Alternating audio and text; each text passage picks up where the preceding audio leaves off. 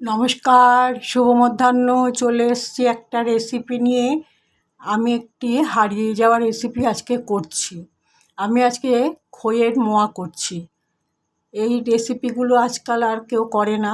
মুড়ির মোয়া, খইয়ের মোয়া, এগুলো তো এখন আর খুব একটা কারো বাড়িতে হয়ই না। তবুও আমি মাঝে মধ্যে করি। আজকে আমি খইয়ের মোয়াটা করছি, দেখুন কিভাবে করছি। প্রথমে কড়াতে জল দিয়ে দিলাম।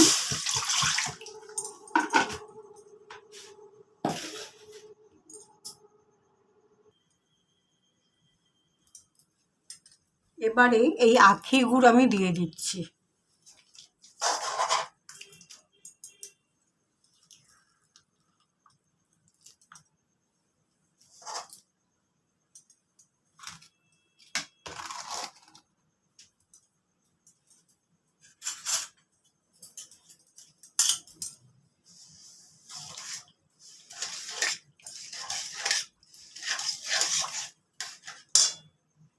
আখি গুড়টা একটু ঘনত্ব হয়ে এলে তারপরে আমি খই দিয়ে মোয়াটা তৈরি করছি।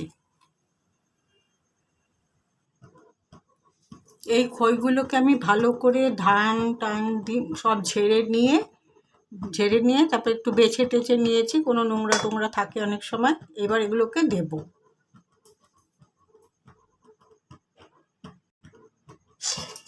গুড়টা ঠিক এই রকম জাল হয়েছে, এরকম জাল অবস্থাতেই গ্যাসটাকে নিভিয়ে দেবেন।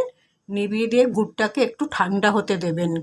যখন মুড়ির মোয়া আমরা করি তখন কিন্তু আমরা গ্যাসটা নিভিয়ে দেই না, সবসময় মুড়িটাকে দিয়ে ভালো করে মিশিয়ে নিই। কিন্তু খইয়ের মোয়া যখন করবেন তখন গুড়টাকে একটু ঠান্ডা করে নিয়ে, অল্প একটু ঠান্ডা করে নিয়ে তারপরে খইটা দেবেন, তারপরে মোয়াটা করবেন। আমি এখন গ্যাসটা নিভিয়ে দিয়েছি। এখন গুড়টা একটুখানি ঠান্ডা হলে তারপরে আমি খইটা দেব, দিয়ে তারপরে মোয়াটা তৈরি করব। মুড়ির মোয়ার ক্ষেত্রে কিন্তু ব্যাপারটা অন্য রকম হয়, গ্যাস নেবানোর কোনো প্রয়োজন হয় না। কিন্তু খইয়ের মোয়ার ক্ষেত্রে কিন্তু এটা করতে হবে।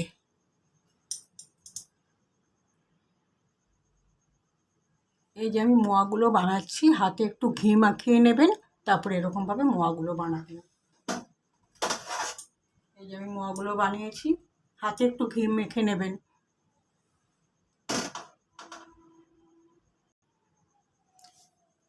একে একে সবকটি মোয়া আমার তৈরি করা হয়ে গেছে।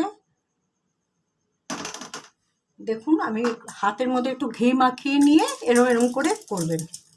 আর মুড়ির মোয়ার ক্ষেত্রে গ্যাসটা নেবানোর কোনো দরকার নেই, গুড়ের পাকটা হয়ে গেলে মুড়িটাকে দিয়ে মোয়া তৈরি করা যায়। কিন্তু খইয়ের মোয়ার ক্ষেত্রে কিন্তু ব্যাপারটা একটু অন্যরকম।